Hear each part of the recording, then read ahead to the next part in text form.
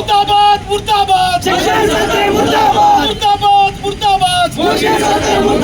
नीट paper फुटीचा घोटाळा झाला, त्यामध्ये देशभरातल्या किमान 30 विद्यार्थ्यांनी आत्महत्या केल्या आणि म्हणून देशाचे जे केंद्रीय शिक्षा मंत्री आहेत धर्मेंद्र प्रधान यांनी तातडीनं राजीनामा द्यावा या मागणीसाठी शास्त्रज्ञ सोनम वांगचुक हे 23 दिवसापासून उपोषणाला बसले आहेत। अत्यंत निर्दयीपणे 20व्या दिवशी पांढरे कपडे टाकून गुन्हेगारासारखं त्यांना उचलून नेलं।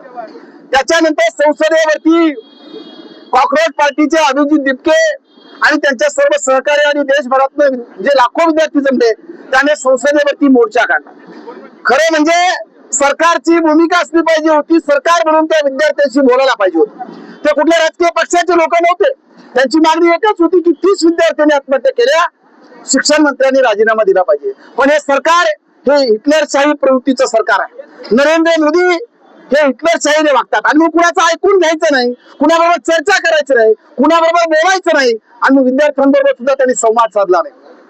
आणि संसदेवरती चाललेला जो मोर्चा होता त्याच्यामध्ये ज्या पद्धतीनं इंग्रजाच्या जनरल डायरने जालियनवाला बाग हत्याकांडामध्ये बेछूटपणे गोळीबार केला आणि हजारो माणसं भारतीय मारले गेले, त्याची आठवण करून देणारा पर्वाचा प्रसंग होता। आमच्या शेकडो हजारो विद्यार्थ्यांची डोकी फुटली गेली, अमानुषपणे मारहाण झाले, रक्तबंबाळ झाले, कुणाच्या पाय मोडले, जखमी झाले। रात्रीत त्यातली एक मुलगी ही मृत्युमुखी पडलेली आहे। मला असं वाटतं की हे जे सरकार आहे, सरकार दादागिरी तानाशाहीने चालते। आम्ही तुमचा आवाज दाबू ही भूमिका या सरकारची आहे।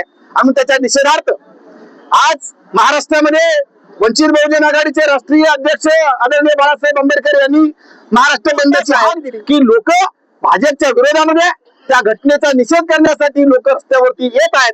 आम्ही देखील त्यांचा या ठिकाणी निषेध व्यक्त करतो आणि सांगू इच्छितो की हा देश लोकशाही प्रधान आहे, हा देश संविधानावरती चालतो। हिटलरशाहीची प्रवृत्ती या देशामध्ये कदापि आम्ही खपून घेणार नाही, कारण या देशानं अनेक स्थित्यंतर पाहिलेली आहे।